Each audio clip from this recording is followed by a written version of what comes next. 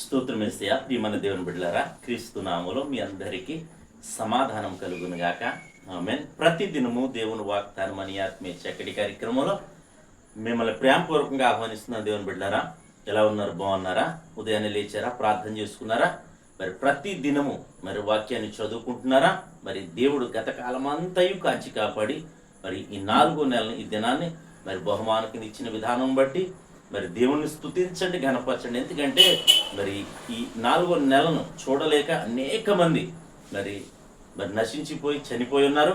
కానీ దేవుని కృప ఏంటో కానీ మనం భూమి మీద బ్రతికి ఉన్నాం. ఎందుకంటే ఇంకా మన జీవితాలను మరి మార్చుకోవాలని, సరి చేసుకోవాలని, మరి దేవుని భక్తిలో ఇంకా నువ్వు ఒక మెట్టు విశ్వాసంలో ఎదగాలని దేవుడు కోరుకుంటూ మనల్ని భూమి మీద ఉంచాడు కనుక మరి ఆ విషయాన్ని జ్ఞాపకం చేసుకుని ప్రతి ఒక్కరూ మీ భక్తిని సాధన చేసి మరి ముందుకు సాగాలని, విశ్వాసంలో స్థిరంగా ఉండాలని మీకు తెలియచేస్తూ ప్రతి దినము దేవుని వాగ్దానం అని ఆత్మీయ చక్కటి కార్యక్రమంలో వాగ్దానాన్ని చదువుతున్నాను.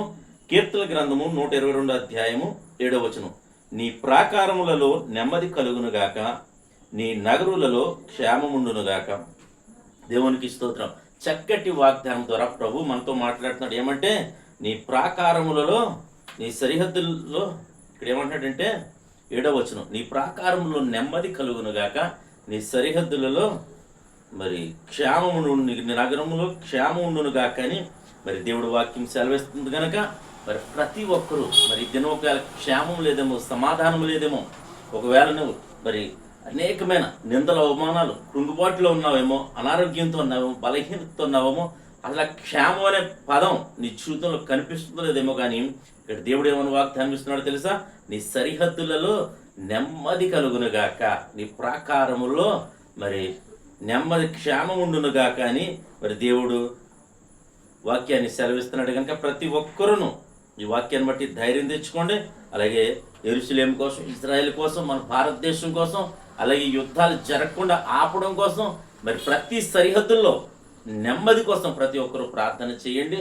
యుద్ధాల కారణంగా నష్టమే కానీ లాభం లేదు కనుక ప్రతి ఒక్కరూ మరి యుద్ధాల విషయమే ప్రార్థన చేసి ప్రతి ఒక్క మరి పౌరులతో మాట్లాడి దేవుడు మరి వారిని శాంతింపచేసి యుద్ధాన్ని మరి ఆపుపని మీరు ప్రార్థన చేయండి.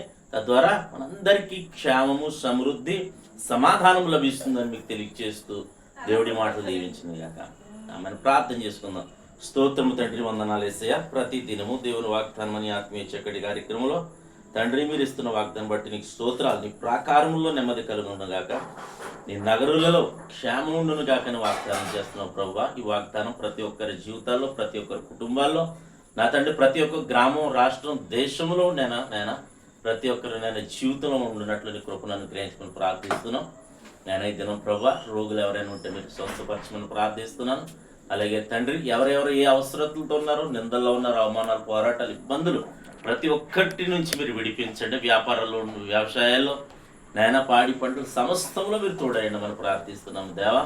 అలాగే తండ్రి నాయన గర్భాలను గర్భాలు తెచ్చండి, వివాహం వారికి వివాహాలు జరిపించండి, ఉద్యోగాలను బిడ్డలకు ఉద్యోగాలు తెచ్చండి, చదువుకుని బిడ్డలకు తోడేయండి. 10th క్లాస్ ఎగ్జామ్స్ రాస్తుండగా ప్రభా నీ ప్రజలను బిడ్డలను జ్ఞాపకం చేసుకోండి.